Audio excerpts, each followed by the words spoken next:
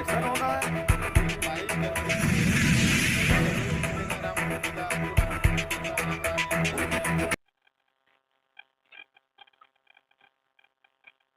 तो नाज़रीन, इस सिलसिले को हम थोड़ा और आगे बढ़ाते हैं। जैसा कि अभी हमने बात की जनाब नवाब शिकू आज़ाद साहब से वक्फ बोर्डों के बारे में, वक्फ के क्या रोल है उसके बारे में, और इसी सिलसिले में हमारे साथ अब आज जुड़े हैं जावेद अहमद साहब, चेयरमैन है वक्फ फोरम वेलफेयर फोरम के।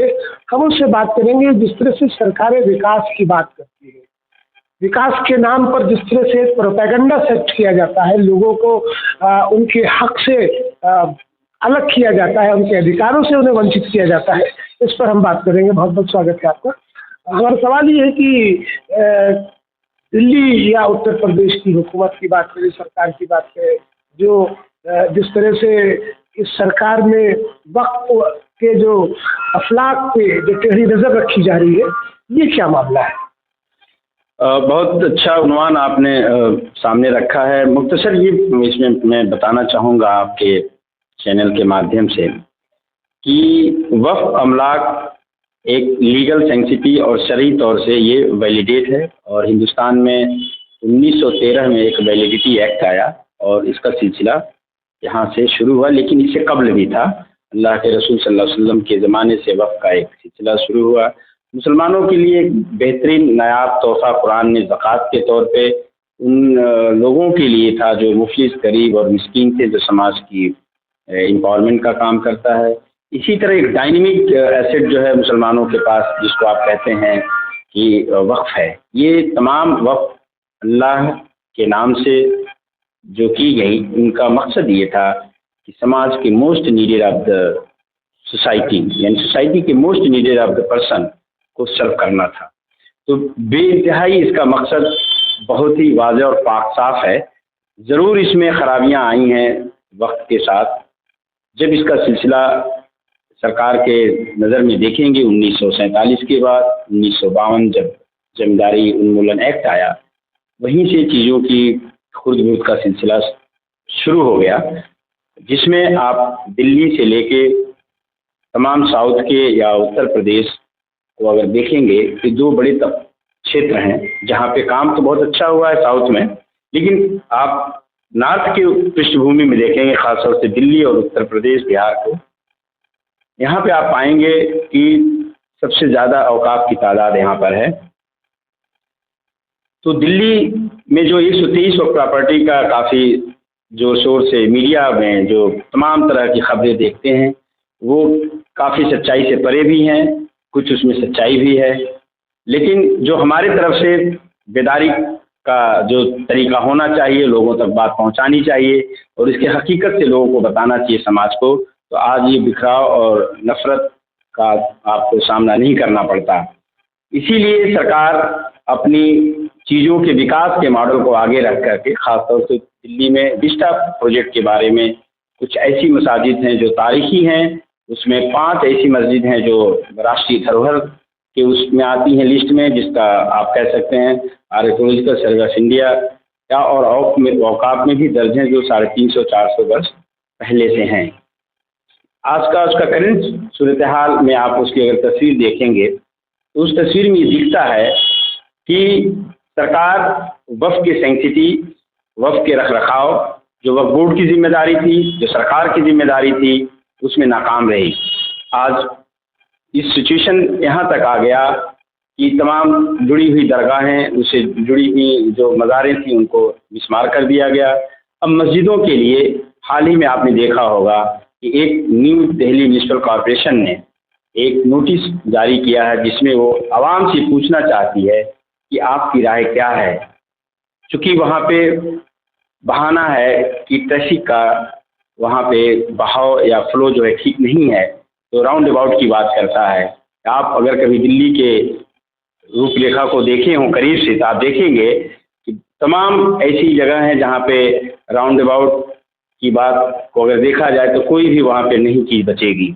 तो क्या उसकी सुंदरता, राष्ट्रीय धरोहर, जो देश विदेश में उसकी प्रख्यात जो छवि है, क्या सरकार उसका ध्यान नहीं रख सकती? अगर आवाम के राय की ज़रूरत है तो क्या वक्त नहीं रहेगा? ये तमाम सवाल हैं सरकार संविधान की संरक्षण की जिम्मेदार है, आवाम भी उसकी धरोहर, उसके बचाव के लिए भागीदारी है, साथ साथ उसके संरक्षण के लिए तत्पर रहनी चाहिए। इस क्रम में वक्फ वेलफेयर फोरम तमाम उन बुद्धिजीवियों को, प्रबुद्ध को आह्वान करती है। ये मामला संजीदा है, गंभीर है और इस गंभीरता को समझते हुए इनमें तमाम कदम उठाने चाहिए, जिसमें प्रधानमंत्री या गवर्नर या तमाम उन अधिकारियों से या उन उच्च पद पर बैठे हुए उनसे वार्तालाप होनी चाहिए, डायलॉग होना चाहिए कि क्या राष्ट्रीय धरोहर की भी सुरक्षा सरकार नहीं कर पा रही है, इसमें क्या आवाम की ज़रूरत है। वोट दे, कल इस बात पे भी वोट मांगा जा सकता है कि वो जमा मस्जिद के बारे में, लाल किला के बारे में। तो ये तमाम ऐसी चीज़ें हैं जो सरकार की जिम्मेदारी है।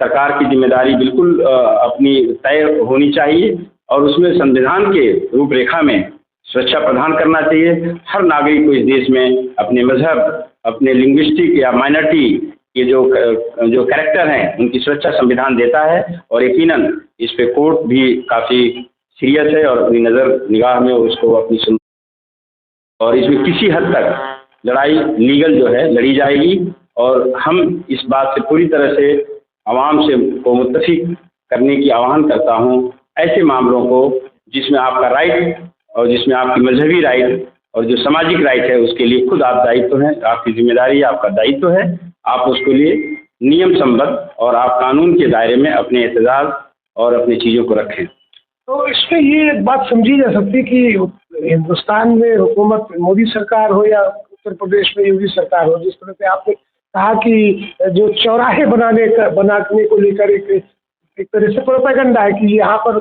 इसकी खूबसूरती में वो आ रहा है तो चौराहे बनाए। तो दिल्ली में तो ऐसी तमाम जगहें हैं जहाँ पर सरकारी इमारतें खड़ी हुई हैं या बहुत सी ऐसी जगह है जहाँ पर ऐसे संस्थान खड़े कर दिए गए। तो सरकार को फिर उन्हें भी तोड़ना चाहिए, वहाँ पर भी इस तरह के मामला करने चाहिए।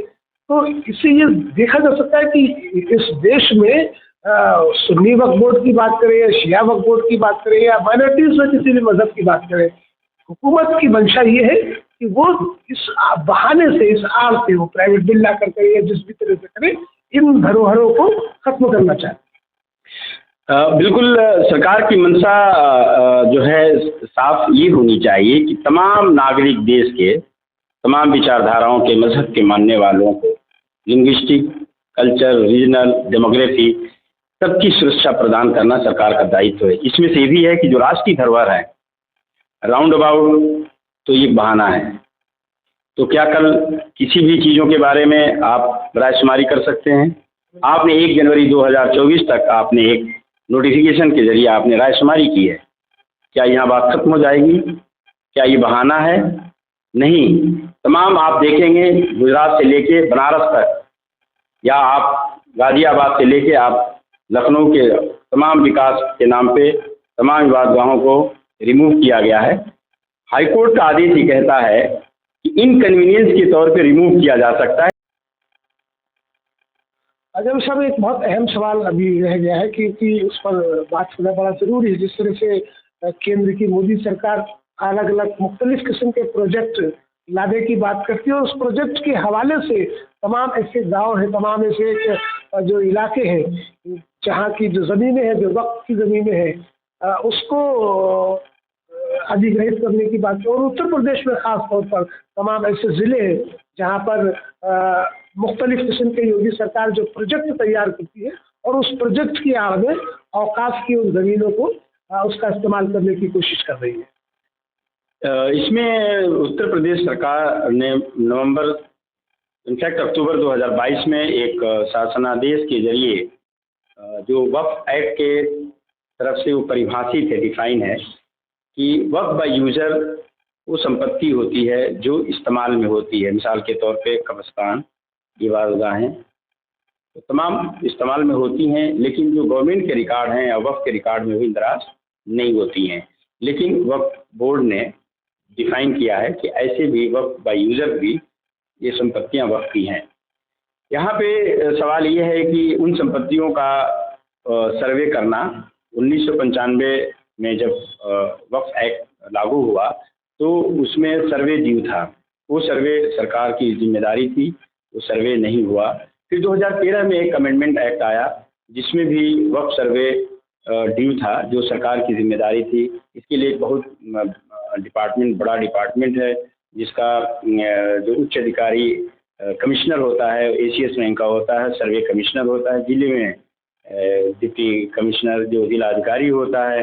ये इनका है इंटरवल पे, 10 साल के इंटरवल पे इनको औकाफ की संपत्तियों का सर्वे करना है।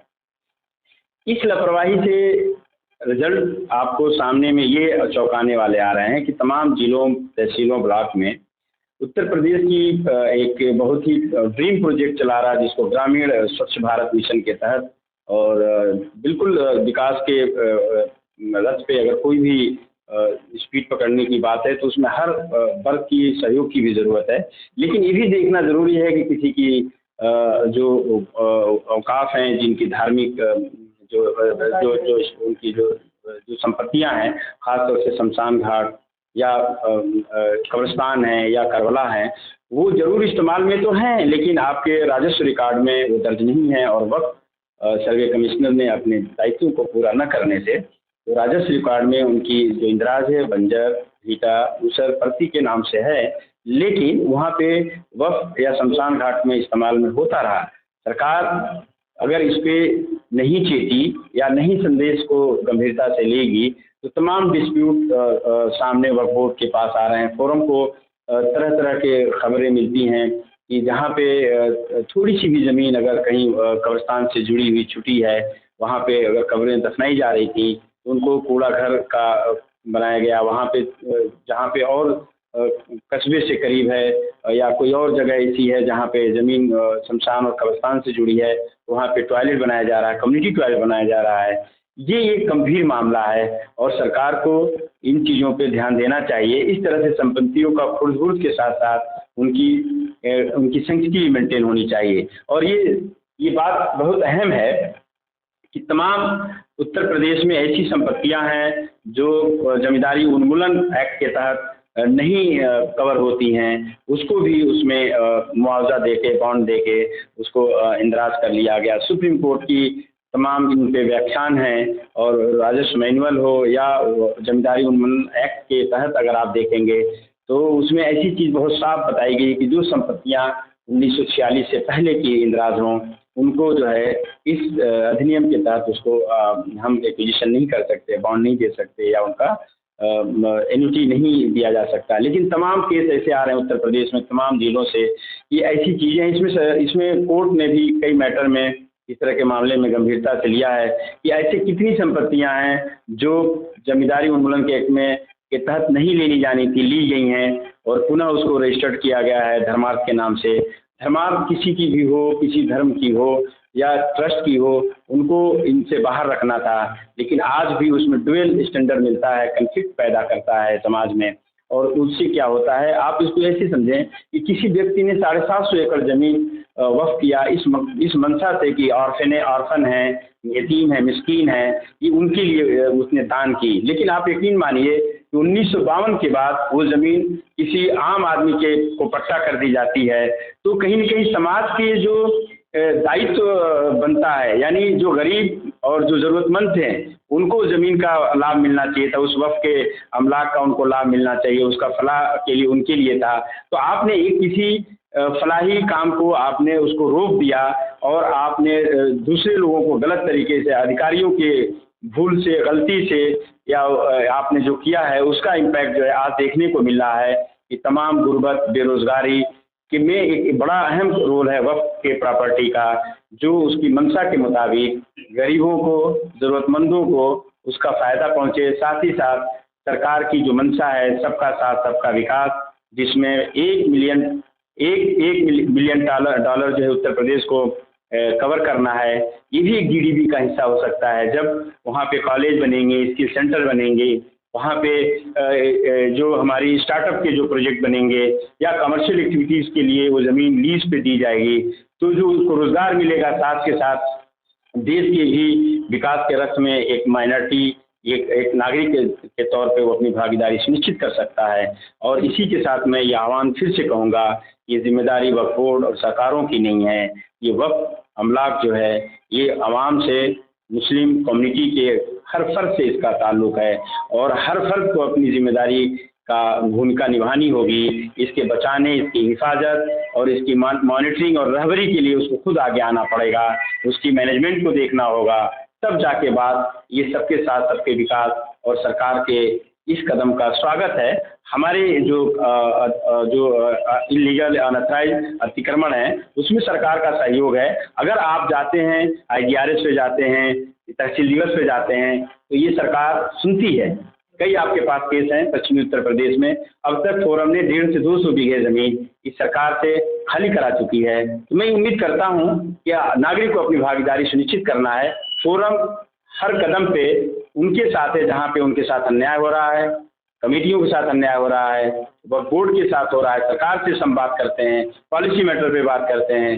हाल ही में उत्तर प्रदेश के वक्फ बोर्ड सुन्नी सेंट्रल वक्फ बोर्ड को ऑनलाइन कराया फोरम ने, और अभी सरकार बाइलाज को बनाने के प्रोसेस में है, फाइनल स्टेज पर है। बाइलाज के बनने से जरूर लगाम लग सकता है वक्फ बोर्ड के कारगुजारी पे, उसमें जिम्मेदारियां तय की जाती हैं, उसमें उसका सहयोग हुआ। तो मैं इस उम्मीद करता हूं कि आने वाले नए साल में वक्फ की जो बाइलाज हैं 2023 वो आवाम को मिलेगा, जिससे वक्फ बोर्ड का भला हो सकता है। शुक्रिया। नसीर, हमारी और खबरों को देखने के लिए देखते रहें न्यूज़ अड्डा और हमारे चैनल को जरूर सब्सक्राइब करें। इसी तरह के और भी तमाम इश्यूज़ पर हम आपसे रूबरू होंगे और तमाम ऐसे